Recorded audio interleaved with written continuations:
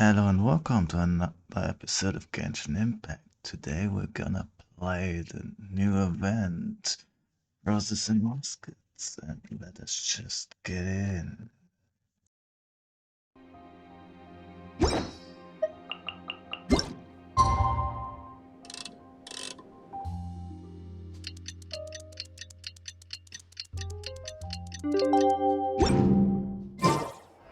It's filming time again! Our schedule is jam-packed for the next couple of days, too. We've got so many different locations and sets to cover. Anyway, let's head out and meet up with the others.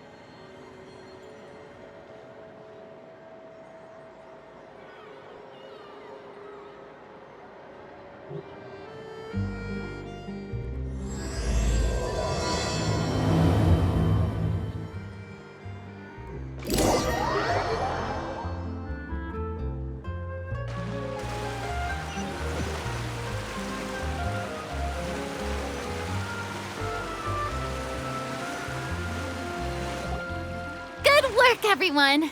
We're looking to wrap with our two main ladies today.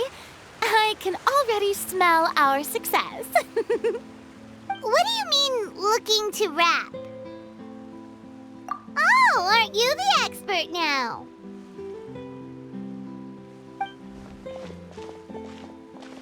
This upcoming scene is the two musketeers' final confrontation with the Baron.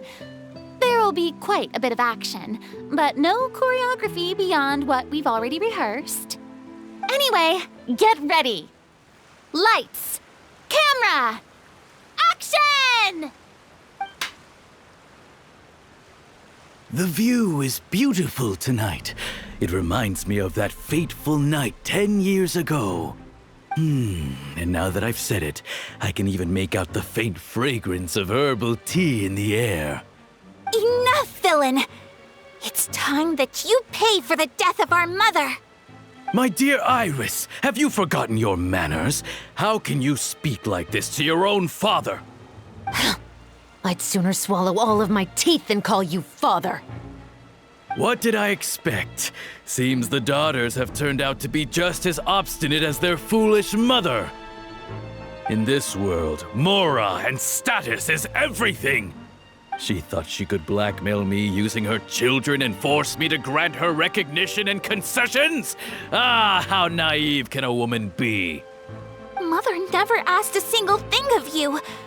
All she wished was for us to live a peaceful life, just like the others. It was you who personally brewed the poison of prejudice and sent Mother to her death. Compared to that deadly poison, the two bullets that will soon pierce through your heart will be like sweet mercy.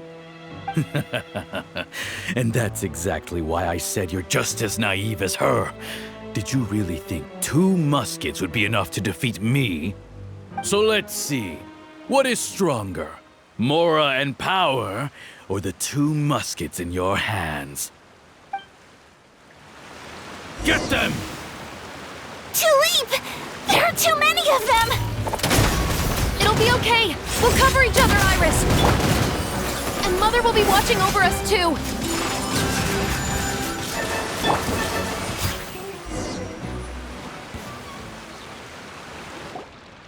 You've lost. To think I'd lose to my own 2 kids. We are no children of yours, and we'll never call that place our home. Then tell me, what did you do all this for? You lost your mother, and will soon kill your father as well. What will you gain in the end, other than sentences for your crimes? We will gain our long-awaited justice.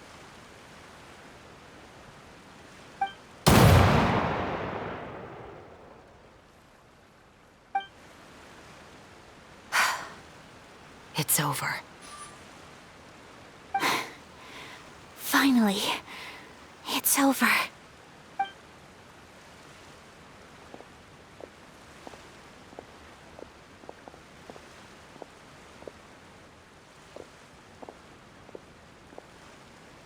So, where will you go now, Tulip? I'm not too sure, Iris. Maybe somewhere with lots of flowers? After all, Mother always did love going where the blossoms were. What about you? I want to go visit Mother's grave. Yeah, that's not a bad idea. Huh? Tulip, look! What is it? It's Mother's favorite. The rainbow rose. Look, it's blooming again.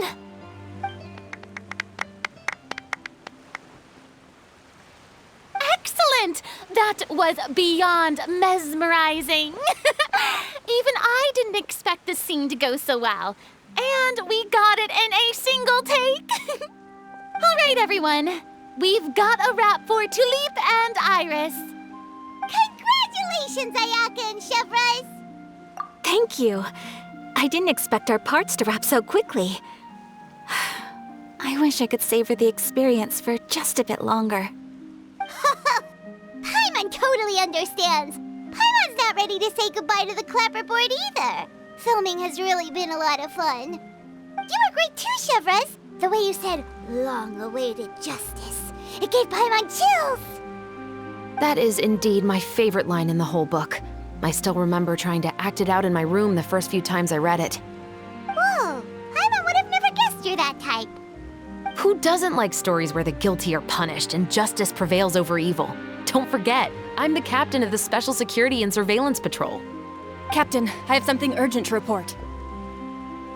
Please excuse me, everyone. I'll be back in just a moment. It's okay, don't worry about us.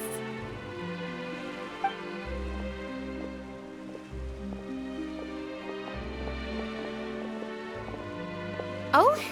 Was she whisked away by work already? I was just about to tell her how great she did. It seemed like some urgent official business. Then perhaps we should thank the stars that we were able to wrap both of your parts so quickly today. Switching around the filming schedule would have been a real pain. Anyway, I actually came over to let everyone know that we're all done for today.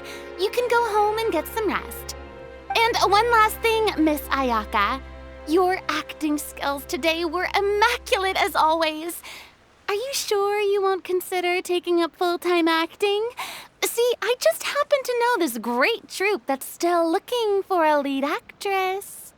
Thank you for your kind words, Director Farina.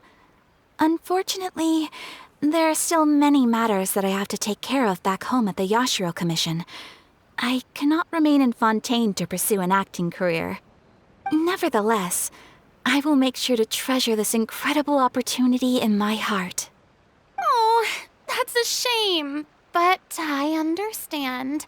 Just let me know if you ever change your mind. I believe it's also about time for me to take my leave. But hopefully I'll see you on set over the next few days.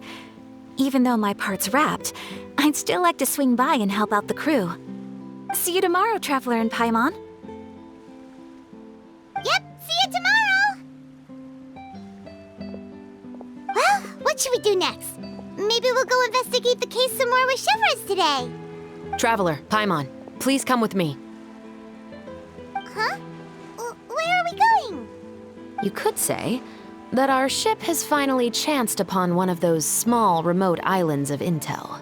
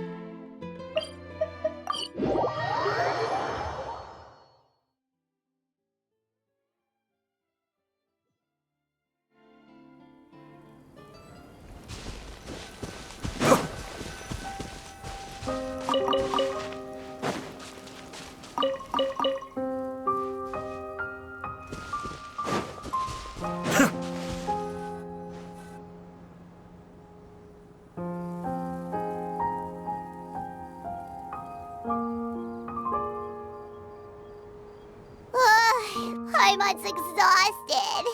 Paimon definitely didn't expect having to float this far after a full day of filming. So, Chevres, why did you take us here? Affirmative.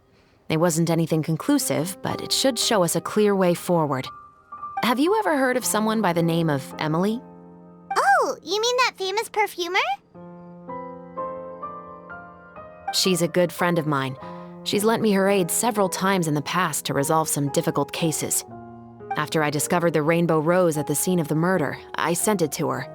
After all, she's probably the foremost expert on flowers and scents in all of Fontaine. And then?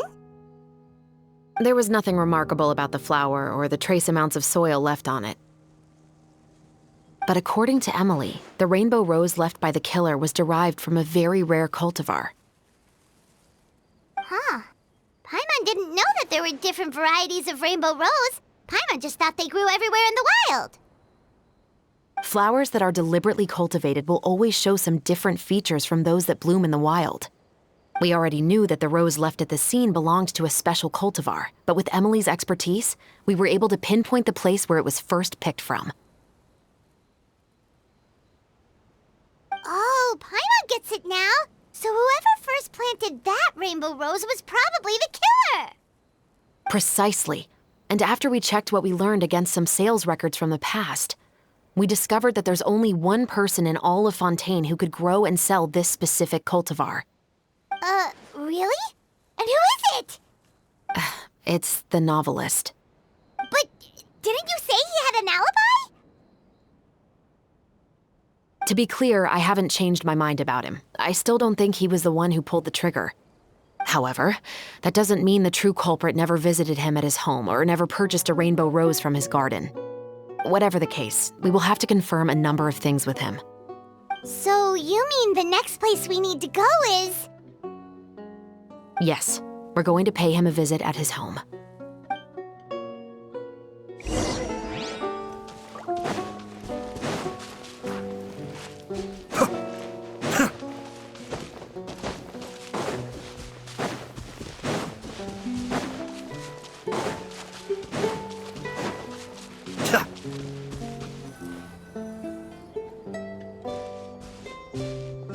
That should be his house.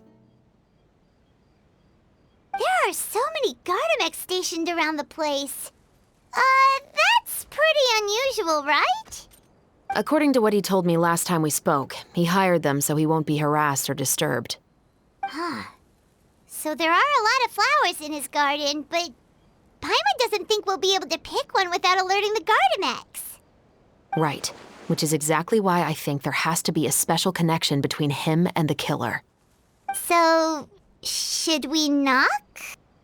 Just wait here for now. I'd like to take care of a number of those Gardamex first. But they're so far away. How are you planning to do that? Don't forget, Paimon, I'm actually the real-life captain of the Musketeers.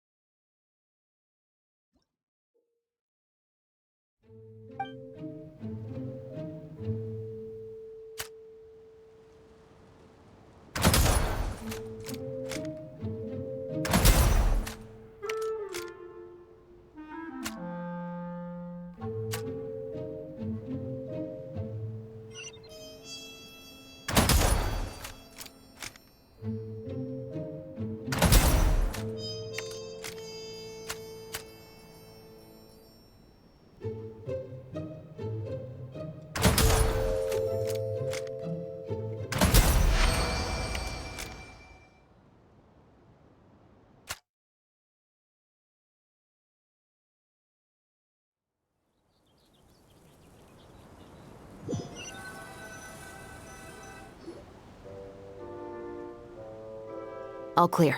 Let's go.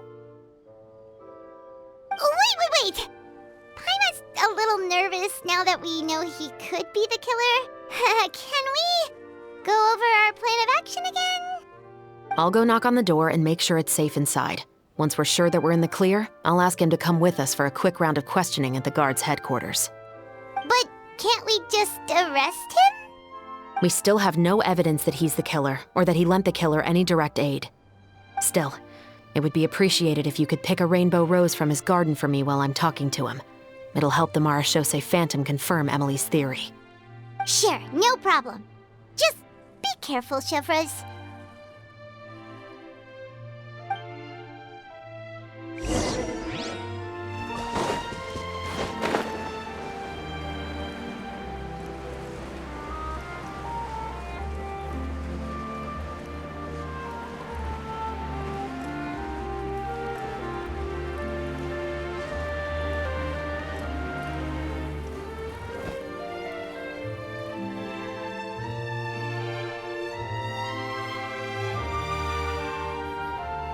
Excuse me, Mr. Baptiste, are you home?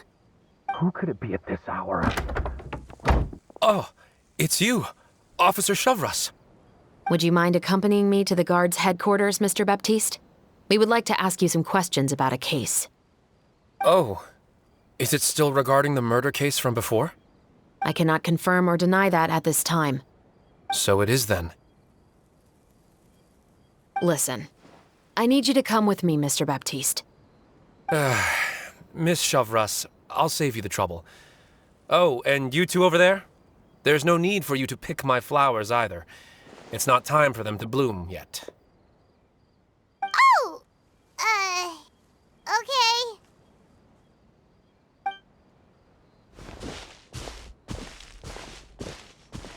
By saving me the trouble, you mean... I will confess, I was the killer. Huh? He just admitted he's guilty! I don't think it's that easy. Please relax, everyone. I'm not armed. The musket you're looking for has been buried in my backyard. Then it's my responsibility to inform you, Mr. Baptiste, that everything you say right now will be used as evidence for the inevitable trial. Yes, I am perfectly aware of that. I must say, I hate this feeling. Oh? Is it because I confessed? Or because you've been proven wrong? Both, I suppose. For the same reason as the one I wrote out in my novel, of course. I did it to exact revenge. I know you haven't figured out the link between the two of us. Had you done so, I'd have been taken away to the headquarters a long time ago. But that won't stop me from always remembering his grotesque face. After all, he was the one who killed my mother. Your mother is still healthy and well. You know, I was adopted as a child.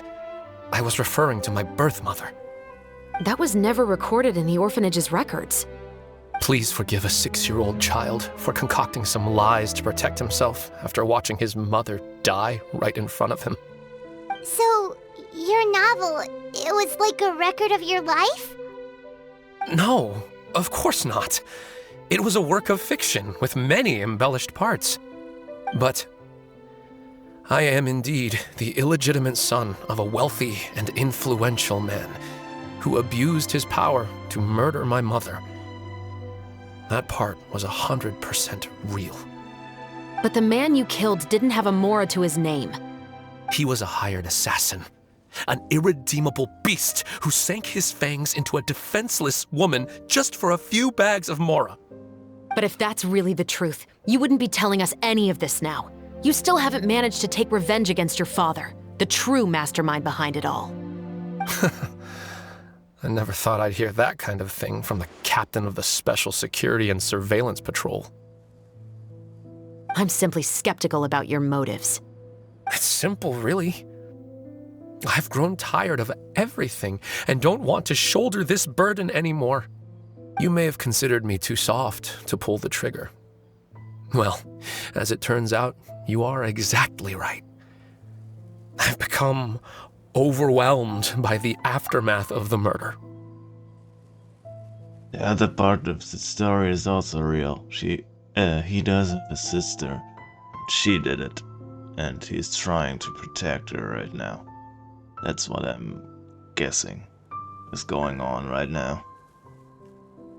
So you're going to call a stop to your revenge, just like that?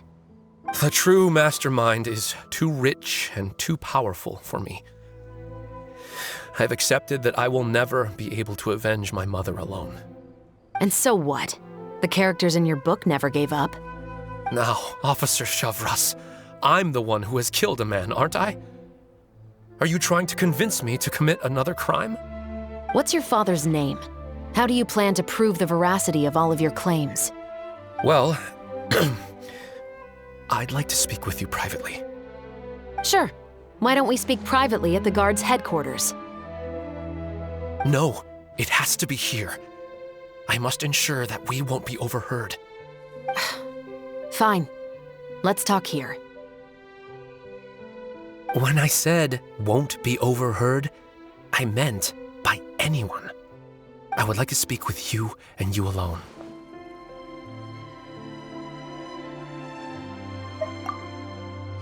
Thanks.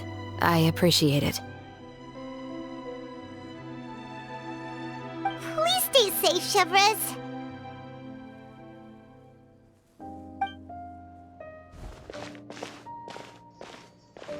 All right. Let's hear it. Will you really believe what I'm about to say? Well, that depends on what you're going to tell me. Fair enough. Fair enough. Then listen closely.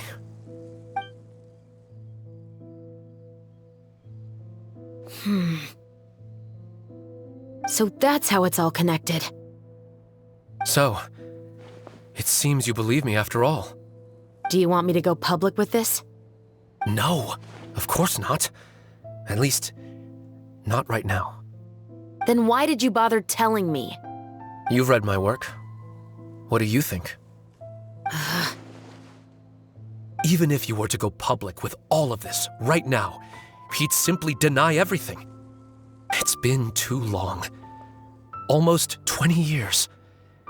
Anything that could be used as evidence has long faded away.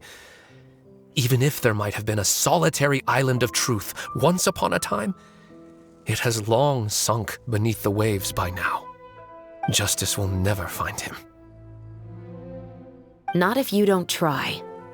I know that as the captain of the Special Security and Surveillance Patrol, you will always stand on the side of justice. But do you really think a cushy life in prison really constitutes justice for him? I bet he could lead an extremely comfortable life in the fortress of Meripede. What are you trying to say? I've been observing you from a distance. Your portrayal of the musketeer was exquisite. Pull the trigger of justice against him. Let the villain get what he deserves. You want me to let you go so you may complete your revenge? No, Officer Shavras. I know that would be impossible. No. What I'd like is for you to perform the deed on my behalf. Oh, Chevres sure is taking her time. What could they be talking about anyway? Oh, Paimon's worried. What if he decided to attack her? Oh, you do have a point. Still, do you have any idea who the rich person might be? And why the novelist doesn't want us to hear what he's saying to Chevres? Sorry to keep you waiting, you two. Hey, how did your talk go? I've already sent someone to escort Baptiste back to the headquarters for questioning. He wasn't lying about the musket. It was indeed buried in his backyard. But what about the name? Did he tell you the name of the rich guy? Yes, he did. But for now, I have to return to the Special Patrol. There are still a few loose ends I need to tie up.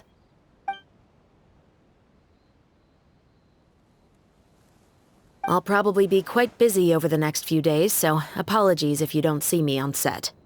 All right, Paimon understands if you can't tell us everything you know.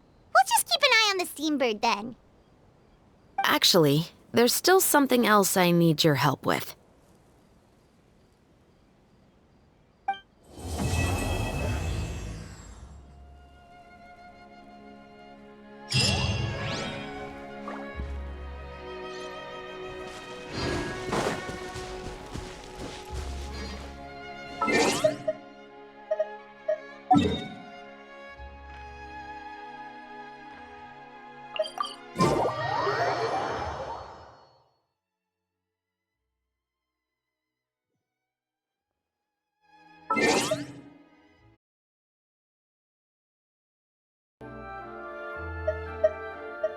I'm